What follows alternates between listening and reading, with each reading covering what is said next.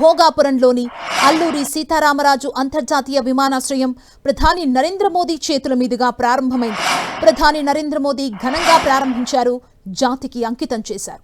AP పర్యటనకొచ్చిన ప్రధాని నరేంద్ర మోదీకి AP governor Abdul Nazeer, CM Chandrababu, కేంద్ర మంత్రి రామ్మోహన్ నాయుడు, డిప్యూటీ సీఎం పవన్ కళ్యాణ్తో పాటు పలువురు నేతలు ఘన స్వాగతం పలికారు. భోగాపురం విమానాశ్రయానికి చేరుకున్న ప్రధాని నరేంద్ర మోదీ ఎయిర్పోర్ట్ టెర్మినల్ని సీఎం చంద్రబాబు, డిప్యూటీ సీఎం పవన్తో కలిసి ప్రారంభించారు. అనంతరం ఎయిర్పోర్టును పరిశీలించారు. అక్కడి నుంచి బహిరంగ సభావేదికకు ఓపెన్ టాప్ జీప్లో బయలుదేరారు. దారి పొడవునా గిరిజనుల థీమ్సా నృత్యాన్ని తిలకిస్తూ ముందుకు సాగారు. థీమ్సా నృత్యాన్ని చేస్తున్న కళాకారులను మోదీ, చంద్రబాబు చప్పట్లు కొడుతూ ఉత్సాహపరిచారు. సభా వేదికపైకి చేరుకున్న తర్వాత ఏపీ సీఎం చంద్రబాబు ప్రధాని నరేంద్ర మోదీని సన్మానించారు. బొబ్బిలి వీణను బహుకరించారు. ఏపీ విభజన తర్వాత ప్రారంభమవుతున్న తొలి అతిపెద్ద అంతర్జాతీయ విమానాశ్రయం భోగాపురం ఎయిర్పోర్టు ఉత్తరాంధ్ర ప్రాంత అభివృద్ధి ముఖ చిత్రాన్ని మార్చడంలో ఇది కీలకమైన ముందడుగు కానుంది. పర్యాటక, పారిశ్రామిక, ఆర్థిక రంగాల్లో ప్రగతికి కేంద్ర బిందువుగా మారనుంది.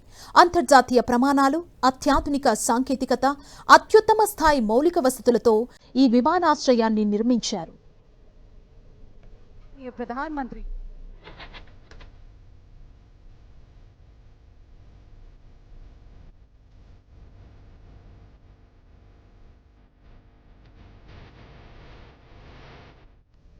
భోగాపురం ఎయిర్పోర్ట్లో ఈ నెల 17 నుంచి వాణిజ్య కార్యకలాపాలు అధికారికంగా ప్రారంభం కానున్నాయి. 2200 ఎకరాల్లో 5000 కోట్లతో అత్యాధునిక టెక్నాలజీతో నిర్మించిన అల్లూరి సీతారామరాజు ఎయిర్పోర్టు విశేషాలను భోగాపురం నుంచి మా ప్రతినిధి జార్జ్ అందిస్తారు. చిరకాల వాంఛ నెరవేరింది. భోగాపురంలో ఏర్పాటు చేసినటువంటి అల్లూరి సీతారామరాజు ఇంటర్నేషనల్ ఎయిర్పోర్టు ప్రధానమంత్రి చేతుల మీదుగా ప్రారంభమైంది. ప్రస్తుతం మనం ఈ భోగాపురం ఎయిర్పోర్ట్ లోపల ఉన్నాము. ఇక్కడ చూసుకోవచ్చు, అత్యాధునిక టెక్నాలజీతో దీన్ని నిర్మించారు. మనం ఒకసారి గనక చూసుకున్నట్లయితే గనక ఇది మొత్తం 2200 ఎకరాల్లో నిర్మించినటువంటి భోగాపురం ఇంటర్నేషనల్ ఎయిర్పోర్ట్.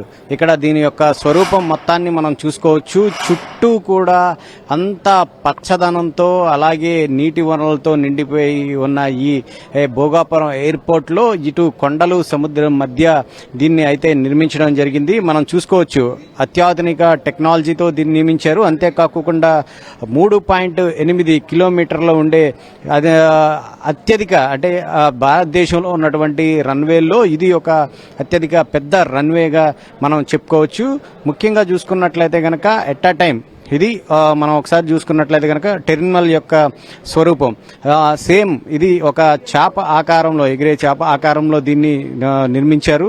మొత్తం మీద చూసుకోవచ్చు, దీని యొక్క పూర్తి స్వరూపాన్ని చూసుకోవచ్చు. మొత్తం టెర్మినల్ అంతా కూడా ఈ విధంగా ఉంటుంది.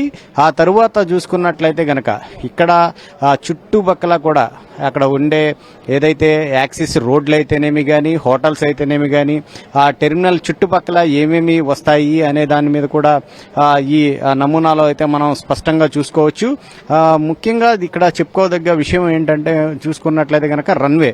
ఈ రన్వేని కనుక చూసుకున్నట్లయితే కనుక 3.8 కిలోమీటర్ల మేర ఈ రన్వేని అనేది ఏర్పాటు చేయడం జరిగింది. అంతేకాకుండా ఇక్కడ ఎక్కువగా వ్యవసాయ అలాగే ఆక్వా ఉత్పత్తుల రంగానికి ఎక్కువగా ప్రాధాన్యత ఇచ్చే విధంగా సైతం కూడా ఒక కార్గో టెర్మినల్ సైతం కూడా ఏర్పాటు చేయడం జరిగింది. ఇక్కడ మనం చూసుకున్నట్లయితే కనుక ఇది మొత్తం కూడా ఇది కార్గో యొక్క టెర్మినల్ అని చెప్పుకోవచ్చు. మొత్తం మీద భవిష్యత్తులో అంటే ఉత్తరాంధ్ర యొక్క ముఖ చిత్రాన్నే మార్చే విధంగా ఈ ఎయిర్పోర్ట్ని అయితే నిర్మించడం జరిగింది.